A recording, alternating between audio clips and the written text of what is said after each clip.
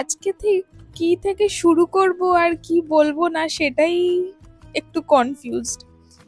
যাই হোক, সুব্রত আর আমি একদমই কোনো বিজনেস ব্যাকগ্রাউন্ড ছাড়াই বলতে পারেন নিজে হাতে এই ছোট্ট সোফুডি ক্যাফেটা আমরা রেডি করি। তার মধ্যে কিচেন সেটআপও আমি চিন্তা ভাবনা করি, ইভেন কাটলারিজ কি লাগবে সেটাও আমরা নিজেদের মতন করেই করি।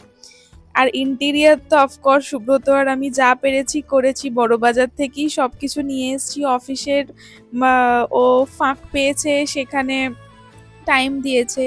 ফটোশ্যুট রিং লাইটে কিভাবে করতে হয় ফুডের, সেটাও আমাদের ক্যাফে থেকেই এক্সপিরিয়েন্স বলতে পারেন। আর হ্যাঁ, আমাদের যে টিম, বাজিরাও, তারপরে ভোলা আর সঞ্জিত, তারাও খুব হেল্প করেছে। তারা খুবই হেল্প এতটাই করেছে যে ফটোশ্যুট কিভাবে করতে হয়, ভিডিও এডিটিং অনেকটাও হেল্প করেছে। তো তাদের কথা না বললেই না। কিন্তু দুর্ভাগ্যের বিষয় যে আমাদের এই ছোট্ট ক্যাফেটা, আপনাদের পছন্দের এই ক্যাফেটা পুজো পর্যন্ত আমরা চালাতে পারলাম না।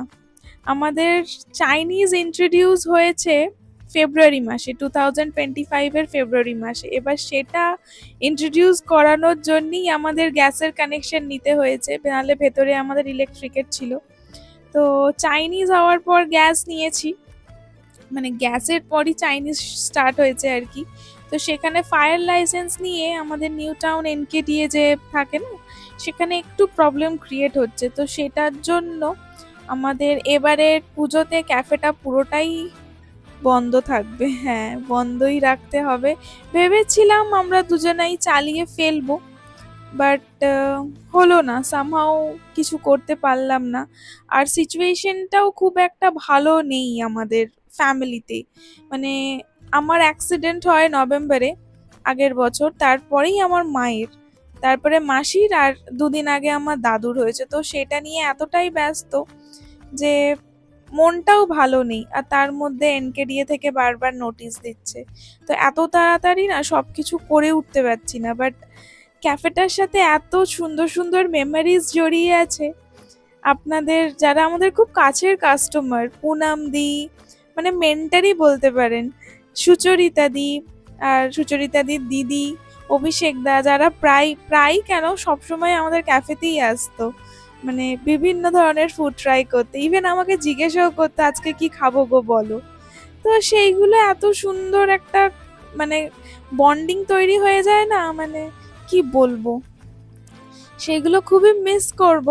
কিন্তু কই না, ইভেন আমাদের রিতম দা, তৃষা দি, তারা এখন গোয়ায় আছে।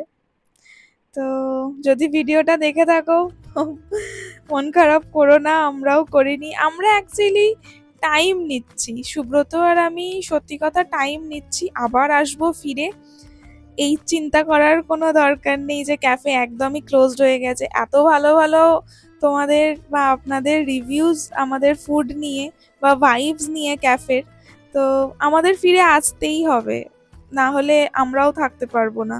সুব্রত অফিস থেকে চলে আসতো ঠিক 7:30-8টায়, কি 10টা হলেও আসতো। আর আমি তো বিকালবেলা চলে যেতাম, মানে ওইটাই আমাদের সব ছিল সুন্দরভাবে, মানে বাঁচার একটা, কি বলবো, ভালোবাসার জায়গা। যেহেতু দুজনা সবটা নিজের হাতে করা, তো ওটার জন্যই। কিন্তু কিছু কিছু ভুল হয়তো আমাদেরও আছে লাইসেন্স নিয়ে, যেটা আমরা জানতাম না। বাট এই সিচুয়েশনে একটু ওর জন্যই প্রবলেমটা হচ্ছে। তো আমরা আবার ফিরে আসবো, একটু ভালো লোকালিটিও চাইছি, প্লাস বাজেটটাও তো দেখতে হবে অফকোর্স, কারণ এখানে অনেকটাই বাজেট নিয়ে এটা করা হয়েছিল। তো আবার নিতে গেলে একটু তো লাগবেই, যা হয়। তো সব কিছু নিয়েই সুব্রত আর আমি ডিসিশন নিয়েছি যে যা হচ্ছে হোক, ঠাকুর যা করে ভালোর জন্যই করে। আপাতত ক্যাফেটা একটু ক্লোজ থাকছে, যতদিন না আমরা নিজেরা স্যাটিসফাইড হয়ে ভালো লোকালিটি, ভালো ফুড আইটেমস আরও ইন্ট্রোডিউস করার ইচ্ছা আছে, আরও ভালো ক্যাফের ভাইবস দেওয়ার ইচ্ছা আছে, সরি। তো ভুলে যাবেন না সোফুডি ক্যাফেকে, ভুলতে দেবও না অফকোর্স, কারণ এই ইনস্টাগ্রাম বা ফেসবুকে বা ইউটিউবে এখানে আমি কিছু না কিছু পোস্ট করতেই থাকবো, সে আমি বাড়ি থেকে হোক আর ঘুরতে গেলেও হোক।